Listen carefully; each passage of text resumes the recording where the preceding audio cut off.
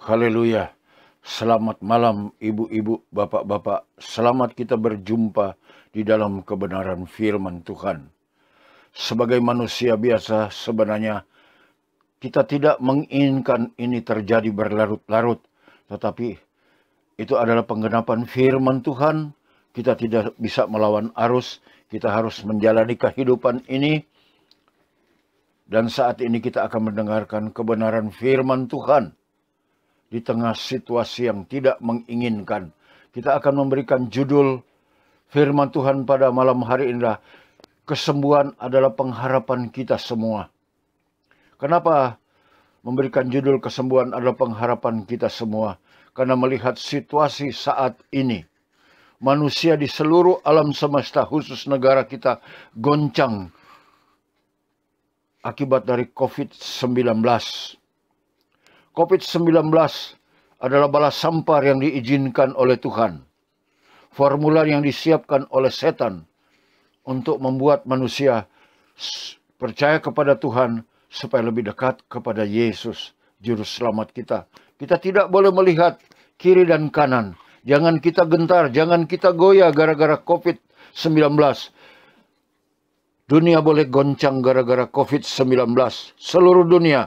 Tetapi kita sebagai umat Tuhan yang telah digembleng oleh kebenaran firman Tuhan. Kita pertahankan bahwa Allah kita luar biasa. Tuhan kita tidak pernah meninggalkan kita sendiri. Kesembuhan adalah pengharapan kita. Di tengah COVID-19. Semakin hari semakin meningkat. Semakin banyak dan terkontaminasi. Kita tidak pernah melihat. Mungkin saudara-saudara pernah merasakan COVID-19. Tetapi percayalah, bila Tuhan izinkan sesuatu terjadi kepada kita, Tuhan tidak pernah akan meninggalkan kita. Ini adalah satu suara nubuatan buat kita. Semua harus peka. Bagaimana dengan tokoh-tokoh agama? Pemuka-pemuka agama. Apa komentar mereka sekarang? Mereka berdiam diri. Seolah-olah lari daripada kenyataan. Tidak pernah mengeluarkan statement apapun untuk membangunkan sidang jemaat. Di tengah COVID dunia ini. Mereka bungkam. Apakah mereka terbawa arus atau tidak mengerti firman Tuhan? Biar mereka menjawab sendiri. Baru-baru ini Allah memberikan pesan pada saya untuk membagikan kepada umat Allah pentingnya menuntut pengurapan. Kita menuntut berarti suatu pencarian atau dalam keadaan mencari. Ini berarti banyak berjalan maju. Banyak berjalan maju walaupun ada rintangan untuk sampai kepada suatu tempat di mana ada pengurapan. Dan mengharapkan itu turun kepada kita. Kita ingat kisah Elisa dan Elia. Elisa telah dipilih pertama menjadi seorang nabi. Dan dia memanggil pengikut sebagai penggantinya Elisa. Manakala Elisa penuh dengan Roh Kudus. Dia penuh dengan urapan. Elisa tidak minta apa-apa. Dia hanya minta urapan 2 kali ganda. Bagaimana pentingnya kita perlu pengurapan di hari-hari terakhir ini. Untuk mengatasi kondisi dunia saat ini. Yang dapat membuat kita tidak berdaya. Apa yang dapat kita buat di tengah COVID-19 sekarang? Kita seolah-olah tidak ada daya upaya. Kita ini siapa? Kita sadar kita manusia biasa. Tetapi ingat, kita adalah pilihan Tuhan. Kita adalah umat tebusan Tuhan. Kita adalah imamat yang berkerajaan raja. Kita adalah Yesus Kristus. Jangan lupa, Yesus bukan berdiam diri. Yesus memperhatikan apa yang terjadi saat ini. Doa-doa seluruh dunia naik ke hadapan Tuhan. Berapa lama lagi Tuhan? Masalah ini akan berlarut-larut. Sudah hampir setahun. Masalah ini berlarut-larut. Hanya Allah, hanya Yesus yang mampu mengkondusifkan. Bagaimana kita dapat melihat apakah keamanan terjadi? Apakah bersih dari COVID-19? Bagaimana kita dapat melihat? Kita harus peka sebagai umat Tuhan, sebagai pemimpin agama, tokoh-tokoh agama, pemuka-pemuka agama harus peka mendengar suara Tuhan. Apa yang Tuhan sampaikan? Tidak mungkin Tuhan tidak akan berbuat. Tidak mungkin Tuhan tidak akan berbicara. Manakala Yesus berkata, kesembuhan adalah pengharapan kita semua. Sembuh jasmani dan rohani kita. Kita ingat jangan terbawa arus COVID-19. Jangan sampai kita terlena.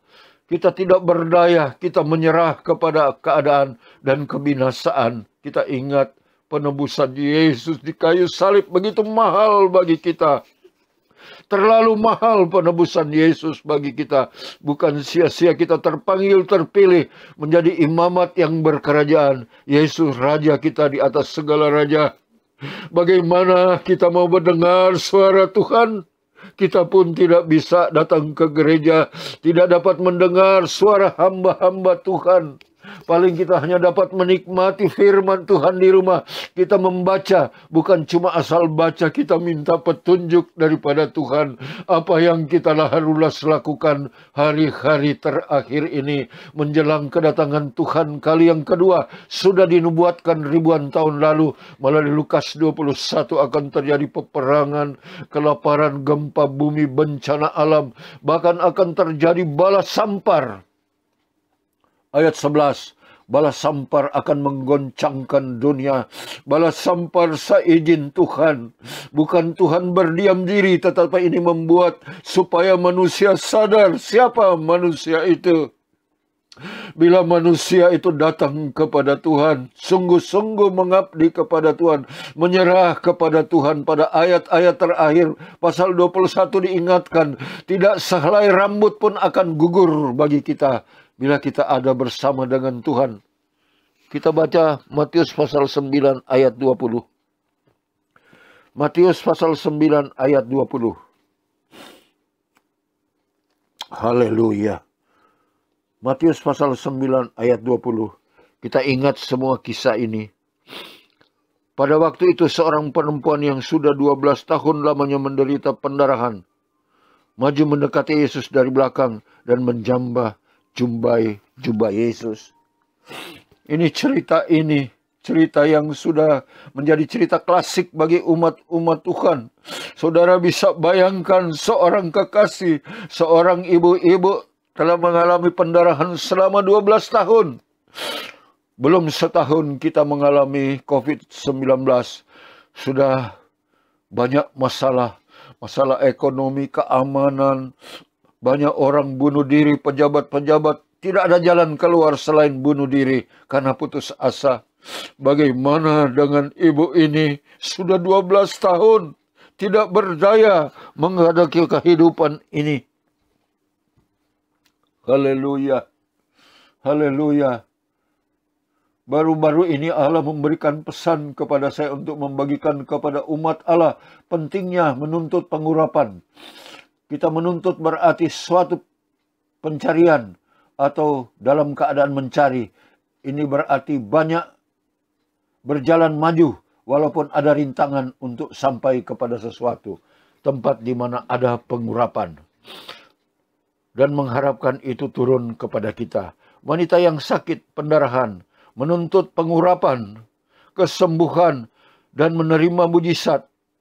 Ia berharap saat menerobos kerumunan orang itu, menerobos kekecewaannya akibat pengobatan bertahun-tahun, penderitaan yang bertahun-tahun, yang gagal di masa lalu, dan menerobos melawan arus bahwa dirinya najis, ia akan disembuhkan.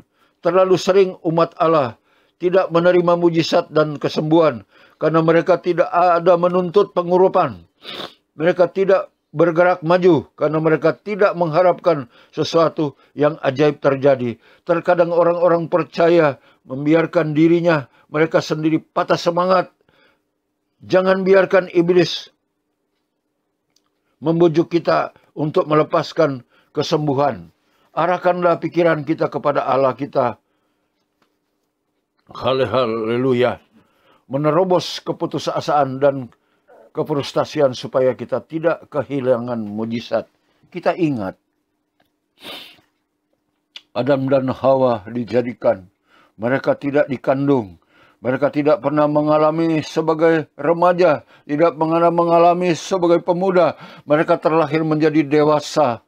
Dewasa dalam pengertian firman Tuhan. Mereka langsung mengerti, menangkap makna daripada kebenaran firman Tuhan. Tetapi karena setan tidak mau tinggal diam terhadap ciptaan Tuhan yang begitu mulia, akibatnya mereka berbuat dosa. Di Roma pasal 6 ayat 13 diingatkan. Roma pasal 6 ayat 23. Sebab upah dosa ialah maut. Upah dosa adalah maut. Tetapi karunia Allah ialah hidup yang kekal di dalam Yesus Kristus. Upah dosa adalah maut. Tapi tidak cuma sampai di situ. Tetapi karunia Allah ialah hidup yang kekal dalam Yesus Kristus. Jangan kita hanya menanti maut, tapi kita melihat fase kedua. Fase pertama, upah dosa adalah maut. Fase kedua, ada kehidupan yang kekal, menjadi jaminan daripada Yesus. Asal kita dapat bertobat kepadanya. Haleluya. Kita lanjut.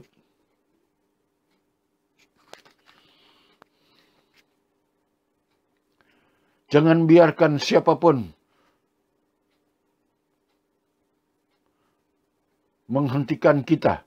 Tetap tinggal di dalam roh dan sampailah kepada tempat mana pengurapan ada dan raihlah dan dapatkanlah mujizat itu. Sama seperti wanita yang menerobos, menjangkau, disembuhkan dengan menjamah jubah Yesus.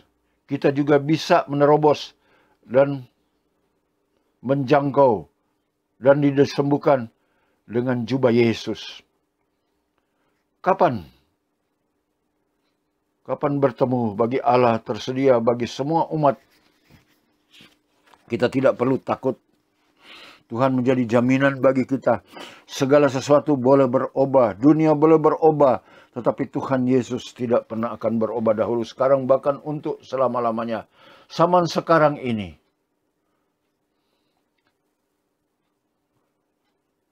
Karena masih beberapa orang Kristen percaya bahwa Allah menaruh sakit penyakit pada umatnya. Beberapa orang mungkin bertanya, Tuhan, mengapa kau izinkan penyakit itu menimpa saya? Ini tidak alkitabiah. Allah tidak pernah menaruh sakit penyakit pada umatnya. Yesus mati supaya kita disembuhkan. Umat Allah dapat harapan selalu.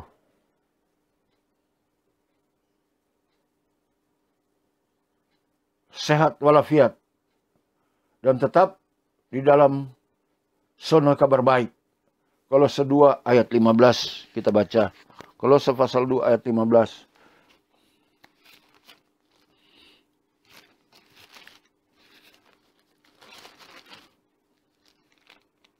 Kolose pasal 2 ayat 15.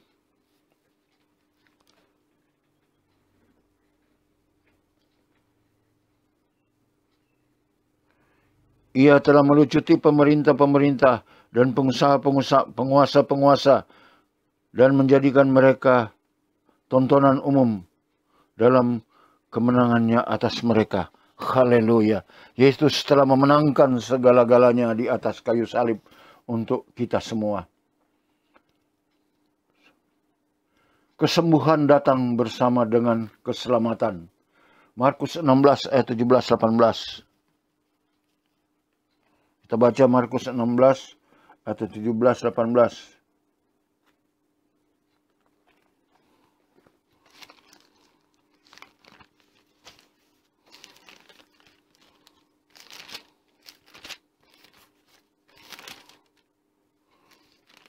Markus pasal 16 ayat 17-18 kita baca. Tanda-tanda ini akan menyertai orang-orang yang percaya. Mereka akan mengusir setan-setan demi namamu.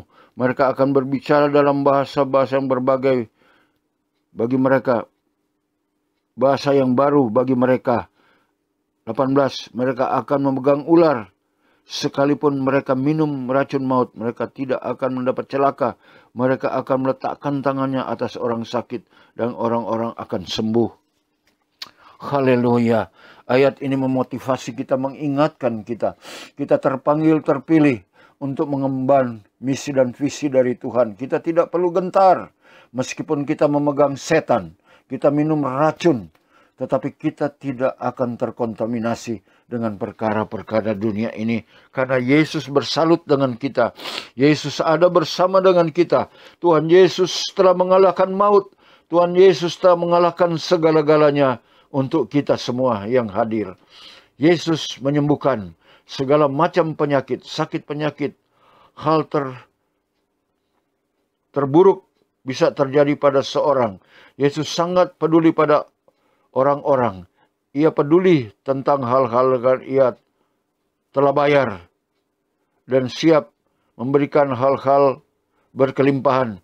Ia sangat memiliki belas kasihan yang sangat besar pada orang yang datang pada dia untuk disembuhkan. Matius 9 ayat 36.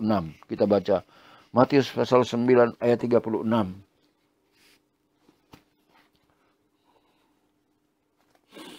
Matius pasal 9 ayat 36 kita baca.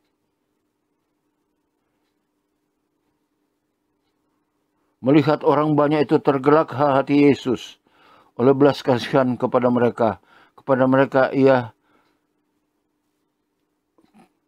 karena mereka lelah dan terlantar seperti domba yang tidak bergembala. Haleluya. Ayat ini mengingatkan kita, ada belas kasihan Tuhan. Meskipun Tuhan seolah-olah berdiam diri, tetapi belas kasih Tuhan masih berjalan. Bagaimana dengan kita?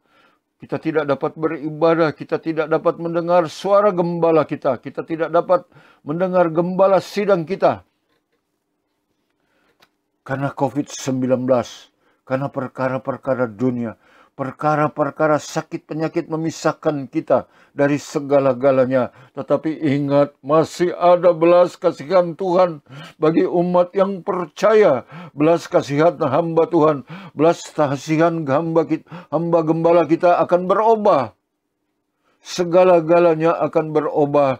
Tetapi belas kasihan Tuhan terhadap umatnya tidak pernah akan berubah. Dia ingat sebagai domba-domba yang tidak punya gembala, tidak punya pegangan. Bagaimana jadinya domba-domba tidak punya gembala akan kesasar. Tetapi Yesus punya belas kasihan. Yesus tetap melihat keberadaan kita. Tapak kita dilihat oleh Yesus. Perjalanan hidup kita dilihat oleh Yesus. Tidak perlu khawatir dengan apa yang terjadi di sekitar kita. Tetapi ada kesembuhan buat kita. Menjadi jaminan Tuhan buat kita sebagai umat pilihan Tuhan. Yesus sangat peduli pada orang-orang yang terluka dan menderita. Dia tidak menginginkan kebinasaan terjadi pada orang-orang percaya. Ketika ia melayani di bumi, tidak ada satupun penyakit yang ia tidak dapat sembuhkan. Ketika ia pergi mengirimkan Roh Kudus yang bekerja di dalam kita, keselamatan kita telah dibayar di atas kayu salib. Yesus tetap sama, baik kemarin, sekarang, bahkan untuk selama-lamanya. Ibrani pasal 13 ayat 8. Ibrani pasal 13 ayat 8. Kita baca Ibrani 13 ayat 8. Yesus Kristus tetap sama, baik kemarin maupun hari ini dan sampai selama-lamanya. Haleluya. Firman Tuhan ini menjadi pegangan kita bahwa majikan kita Yesus tidak dapat berubah dengan situasi dan keadaan. Dia tidak pernah berubah, baik dahulu, sekarang, bahkan untuk selama-lamanya. Kita camkan ini, kita punya pegangan hidup yang selalu menyertai kita. Kita tidak perlu takut dan tidak perlu khawatir. Ia tidak pernah berubah. Maliaki pasal 3 ayat 6a.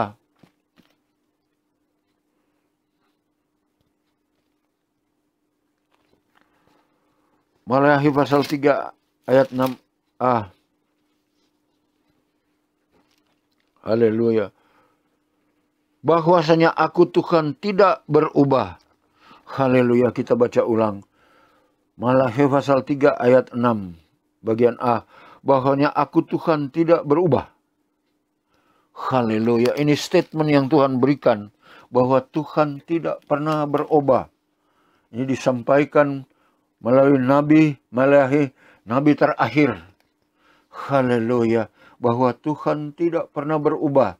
Situasi dan keadaan boleh berubah, apapun boleh berubah. COVID-19 dapat merubah situasi keadaan dunia, tetapi Tuhan kita tidak pernah berubah. Itu adalah sebabnya percaya, yakinlah, Tuhan kita hidup berkuasa melakukan segala perkara. Dia tidak akan meninggalkan kita, tidak ada perubahan atau bayangan di dalam Yesus. Ini berbicara tentang kesetiaan. Manakala Yesus naik ke surga, dia mengirim Roh Kudus. Yakobus pasal 1 ayat 17. Kita baca Yakobus pasal 1 ayat 17.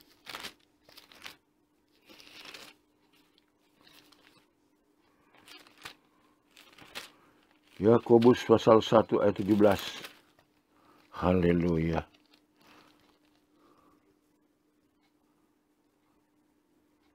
Tetapi hikmat yang dari atas adalah pertama-tama murni, selanjutnya pendamai, peramah, penurut, penuh belas kasihan, dan buah-buah yang baik, tidak memihak dan tidak munafik. Haleluya. Yakobus pasal pertama ayat 17 kita camkan, kita baca ulang. Tetapi hikmat yang dari atas ada pertama-tama murni, selanjutnya pendamai, peramah, penurut, penuh belas kasihan, buah-buah yang baik, tidak memihak dan tidak munafik. Haleluya. Kita ingat baik-baik firman Tuhan ini. Kita camkan baik-baik Matius pasal 4 ayat 23. Kita baca Matius pasal 4 ayat 23.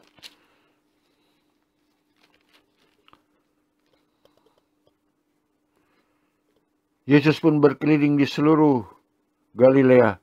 Ia mengajar dalam rumah-rumah ibadah dan memberitakan Injil Kerajaan Allah, serta melenyapkan segala penyakit dan kelemahan di antara bangsa itu. Haleluya. Kita baca ulang. Yesus pun berkeliling di seluruh Galilea. Ia mengajar dalam rumah-rumah ibadah dan memberitakan Injil Kerajaan Allah, serta melenyapkan segala penyakit, kelemahan di antara bangsa. Haleluya. Yesus pada saat di muka bumi ini memberitakan Injil dari tempat-tempat ibadah, bahkan melenyapkan sakit penyakit. Kita harus paham apa artinya pengorbanan Yesus. Tidak ada yang sukar bagi Yesus. Matius 8 ayat 16. Matius pasal 8 ayat 16.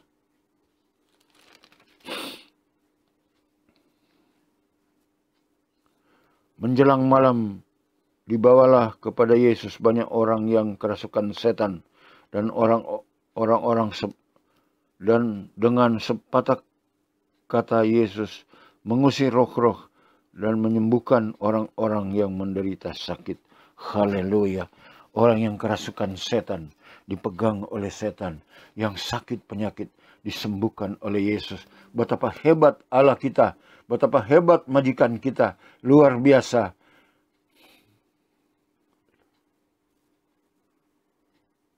Nabi Yesaya telah berkata, Yesus telah menanggung penyakit dan kesengsaraan. Yesaya 53 ayat 4. Kita baca. Yesaya pasal 53 ayat 4. Haleluya. Yesaya pasal 53 ayat 4 kita baca. Tetapi sesungguhnya penyakit kitalah yang ditanggungnya, dan kesengsaraan kita yang dipikulnya. Padahal kita mengira kita karena itulah dipikul, ditindas Allah. Haleluya. Luar biasa. 700 tahun sebelum kelahiran Yesus telah dinubuatkan oleh Nabi Yesaya, diingatkan pada kita untuk malam hari ini bahwa tetapi sesungguhnya penyakit kita lah yang ditanggungnya, dan kesengsaraan kita yang dipikulnya. Penyakit kita ditanggung dan penderitaan kita dipikul oleh Yesus. Betapa mulia hati Yesus. Bukan hanya saya dan saudara, bahkan seluruh umat manusia yang datang kepadanya di kolong langit ini.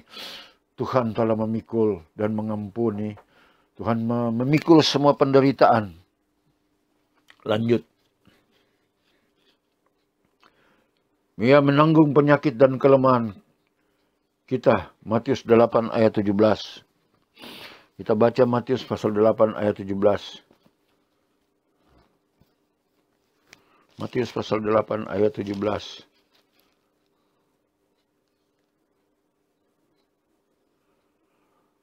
Hal ini terjadi supaya genaplah firman Tuhan disampaikan oleh Nabi Yesaya.